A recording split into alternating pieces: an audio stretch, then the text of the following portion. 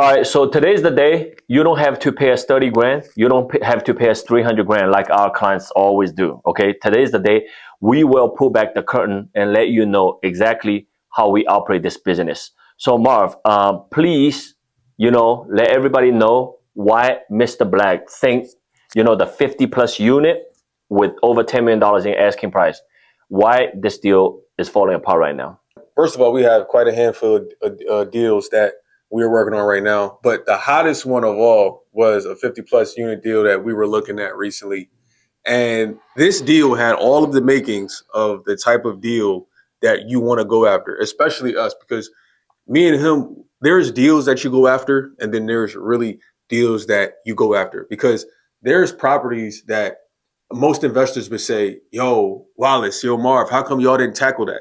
And that's because simply Wallace and I, or Mr. Yellow, we are number guys. We are 100% number guys. So I don't care. We don't care if we look at a property and the numbers look good. What we care about is, do the numbers look good for our standard? Because the numbers for our standards are different for the numbers for other people's standards. Oh, we just want to make, 30%. Oh, we want to just have 40% equity. Oh, we just want to. No, we always go for the home run deals. And by the lookings of this deal that we're talking about right now, this had all of the makings of a home run deal. We had a motivated seller. We had property. We had units in the property that needed to be fixed up. We had vacant units. We had fire damage. I mean, everything about this property was a property that you would just say, all right, this is just too good to be true.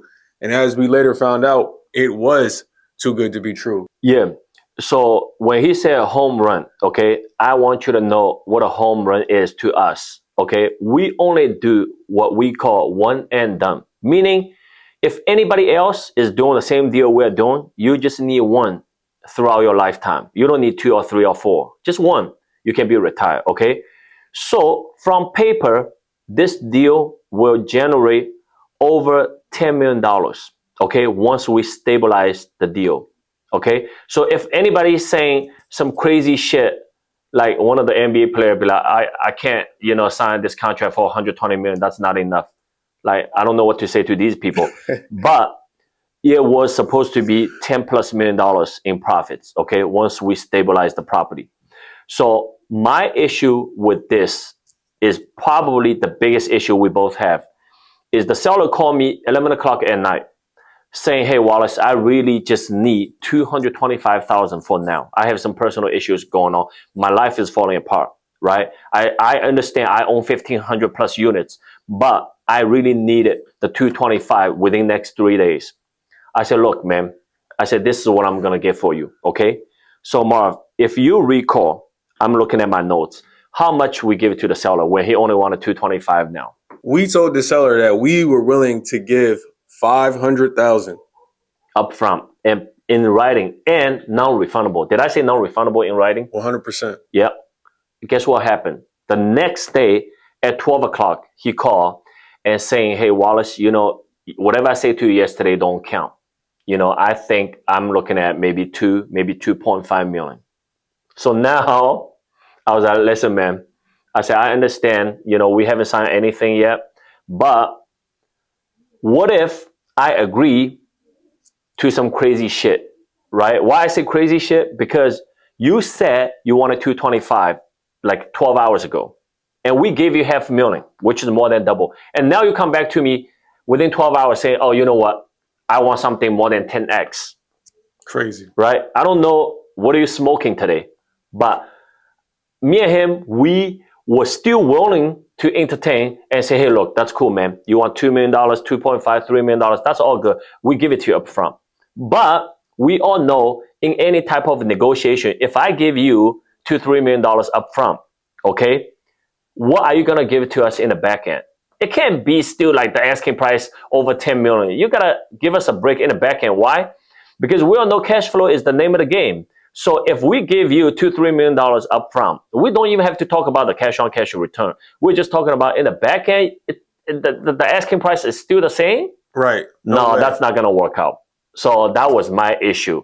But now I want him to also let you know some of the other issues we had and why we let this deal fall apart on purpose. We could, with the text conversation, the records we have with the seller in writing, we can always go back to the seller. But I just personally told Marvin, I said, hey, look, Marv, it's time to move on to other deals we have in the pipeline. We have to just let this guy sit on the sideline until one day he ready to do business with us. Well, I would say, something, because if you remember that night, we were talking that night, and throughout the day, during that day before I told you to call him that night, there were just so many issues that we were having. And what I had said to you is, I said, yo, we gotta cut out. I was like, yo, there's too much back and forth between different people, whether it was me, whether it was his agent, I was like, yo, we need to go directly to the seller and we need to talk to him. What is that? What the Wolf of Wall Street guy says, Jordan Belfort, straight line sales. Go directly, cut out all middlemen. Don't talk to me. Don't talk to whoever the agent is. Don't talk to this guy, that guy. We need to go directly. And if you remember that night, I believe this business a lot of times is all about timing. And my instincts at the time, and you guys got to pay attention to this because it really is about instincts at the time. My instincts from what we were being told that day versus what Wallace and I had actually told the seller and certain things, my spider senses was going off and I said, something is not adding up. And so that night, that's when I told Wallace, yo, call the seller. I said, and it was like, 10 o'clock at night or some shit. I was like, yo, call the seller so you can talk to the seller right now. We cannot wait until tomorrow if this is what he's saying, because we got to get this done. And when we get off, and then after that, you got to text ASAP, your attorney, ASAP, and tell him, yo, what do we have to do to get this money over to the seller so we can get this? Because this deal is, like I said earlier in the video, this is a super hot lead that checks all the boxes, and we need to pounce on this thing. And so when we found out, like Wallace said, the seller was asking, whatever, $250,000 or so, we were like, what? Like, that's nothing. We were going to give you more than that. And then when he woke up and changed his mind, we were like, wait a second, last night you just said this.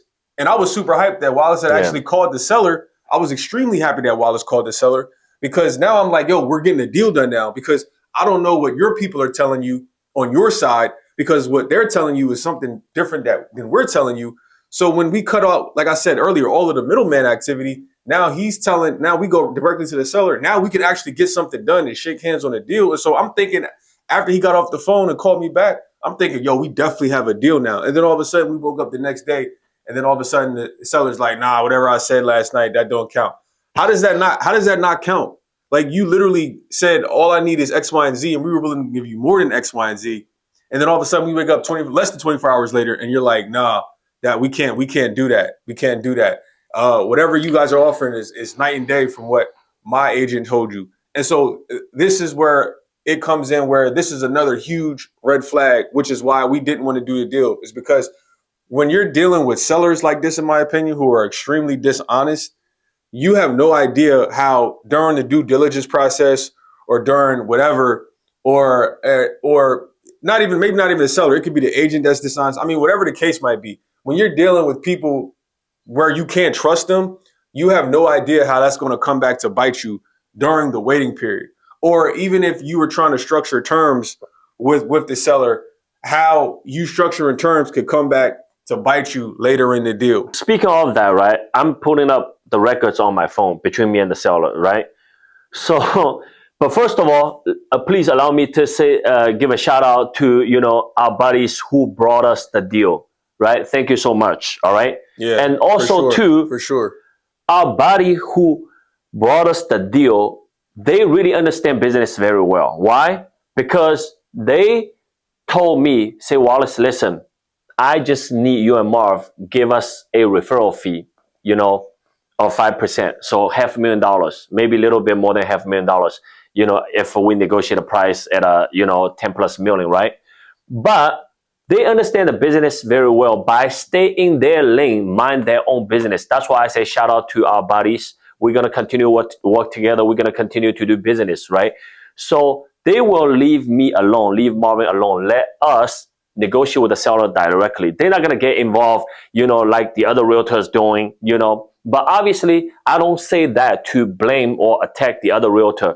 The other realtor has to understand that, okay, you can tell the seller, going from $225,000 asking price, now wanting me to give the seller 2 million, 3 million, 4, 5 million, whatever the case may be, right? We can do all of that. But the thing is, the terms, just like the seller, that's why this seller owns over 1,500 units, because he understands business. What was the first thing he told us was, Wallace, I want you and Marv to understand something, okay?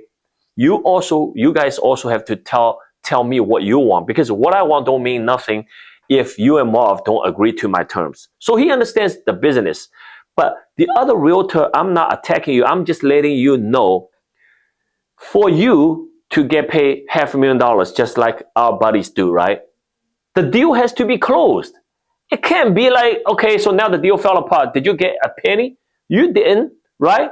And then did our buddies get any money? Did me and Marv and your seller get anything? We all got nothing. And then also too, I appreciate you, take me and Marv, everybody out, for dinner, pay $300-400. And we're going to get back to you. The next time, we can go to a restaurant for $5,000. That's fine. But the thing is, when the deal is not closed, right? Nobody eats. That's my point. Okay. So for whoever is listening around the world, that's some of the pull back curtain stuff. We give it to you for free. Okay. We normally charge anywhere between $30,000, like I said previously, over $300,000. And now the price will only go up. All right. We don't do this for free, but today we're going to let you know everything we do for free. All right. So that's another issue, is the seller texted me here saying, oh, my realtor told me the deal you just sent me was day and night difference. I couldn't do the deal you sent me. So that means me and Marv, we never tell the seller, we never tell our buddy anything. Okay? So I don't know how your realtor told you our offer was, 5, 10, 20 times higher. We don't, who created that? We didn't do that. I swear to God, we didn't do anything. So that's why my response here was, Marv, look, what did I say here to the seller? No problem. I totally understand that, but I never told anyone anything less or more than what I sent to you. So I have to tell you that there must be someone who is not telling you the truth. I understand my offer is rejected and I won't do business with you, but please be careful with others, because certain people are just not honest. And please let me know if there's anything I can do for you in the future. And very nice meeting you, my brother. Take care. There you go. That lets you know, me and Marv and our buddies who sent us the deal, we didn't do anything. We never told the seller anything besides whatever me and the seller agree on the phone. And that's why I sent the offer the very next day. I said, okay, I understand you only want $225, but I'm sending you how much? Yeah, $500,000. And whatever. Non-refundable to you at settlement date. Right? Yeah. And then I also gave him what? $50K earnest? Yeah. Yeah, $50K earnest in 48 hours of acceptance. So now you see, we let you know exactly what we do, and that's the reason why we are not able to move forward with stuff like this. You know what I mean? 100%. Because we are looking for what? Home run deal. Okay? Why? Because in the past, we have done way too many deals. And what's funny is when we look back, we'll be like, wait a minute. When we do one deal, it takes us this much time. When we do 2 deals, even 100 deals, it takes us this much time. So why not just go straight up, buying stuff, 50 plus units, 100, 200 plus units. Because that way we only have to do it one time. We don't have to, keep on doing this. 100%. Right? 100%. I mean, don't get me wrong. I really like you as a friend. We've been friends for over 2 decades, going to be 25 years, right? But the thing is, I don't want to talk to you about business all the time. I'm tired of this, Marv. I don't know about how you feel. I'm tired. We can play video games or go do whatever, but I just don't want to do anything that, has money-making related stuff. You know what I mean? I'm just tired. Yeah. Okay, so that's why we let you know that you can go to work one hour, 1 day, 1 year. But if we all have to go to work, why not just do one deal and be done with it? Exactly. Because in my opinion, it's everything that we're doing right now, everything that we're talking about, you guys, don't ever forget, it's all about the numbers. This deal right here was all about the numbers, and it was all about integrity. That's why this deal fell apart, is because somebody had integrity issues somewhere down the line, and then the numbers did not make sense. Because in order for Wallace and I to pull a trigger on anything, and this is something that you guys, again, we're giving you 30 plus, 100 plus, 200 plus $1,000 worth of stuff that we charge our clients for free right now. Anytime Wallace and I buy a property, we're, especially these one and done deals, we are looking at the numbers. If we're putting down a lot of money, we expect to cash flow right away. The more money you put down on the property, the more you're going to cash flow right away. The less money you put down on the property, the least amount you're going to cash flow. You're not going to cash flow as much. So if you're buying something the traditional way, then you have to make sure that you're going to cash flow. And if you're buying something with terms, then you could obviously pay more money, but it has to make sense. Like Wallace said before, Wallace said on the back end, all right, if you want us to give you $2-3 million, then the terms have to make sense for us. And the purchase price has to make sense for us, because in this deal, the purchase price didn't make sense right away. And then the integrity obviously didn't make sense. And what he was asking for, didn't necessarily make sense. And so when you have all of these strikes all of a sudden coming up out of the deal, and then you're going back on your word to a degree, now we have an issue. We have an issue with integrity, and we have an issue with the numbers. So when you don't have an issue with integrity and you don't have an issue with the numbers, this is how you know you can move forward on the deal. I wanted everybody to watch out about, if you deal with the wrong people, right? Say we sign a master lease with the seller, or lease purchase, or owner financing, whatever the case may be. That means the seller will be involved, okay, for the next however many years we agree to. And then there will be back and forth. There will be changing stuff. Why? Because 2 days ago, I screenshotted to Marv. I just had to, cuss somebody out. And that's the seller who did the property to me. It's called a subject to. Her and her husband gave us the property for free 10 years ago. And now she's still asking me this and that. I was like, man, what's wrong with you? You're not able to honor the agreement we signed in front of these attorneys? Are you crazy? I said, right now, my obligation is whatever on the agreement we signed, nothing else. So that's why I said I had to cuss you out, be really disrespectful to you, and I had to show you my true colors. Why? Because I'm somebody who stay in my lane, never mind other people's business. You know what I mean? So this is the boundary, this is the line. You don't ever go cross the line. All right?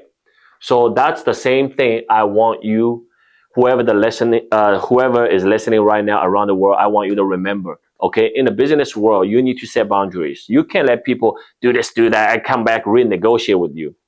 Same thing. I told Marv, I had somebody else, call me yesterday. They're like, oh, Wallace, I understand. The loan past due. I said, okay, then if you understand, so what is there to talk about? I said nothing. He's like, but I still want. I said, listen. Just go look at the agreement me and you signed. We go by that, nothing less, okay? If you want something crazy, that's fine. You hire some attorney, your attorney will communicate with my legal team, with my attorney, that's fine. You know what I mean? But for me, I'm not wasting my time trying to tell you, oh, you signed an agreement, you have to honor that. That's like kid stuff. Okay, we're here to do business. Okay, we're not some nonprofit organization, or I make more money than you do, so we need to, give you more profit. We take less. Nah, that's not how it works. Okay, in a business world, whatever we agree, we sign on a paper. This is how it's gonna be. All right.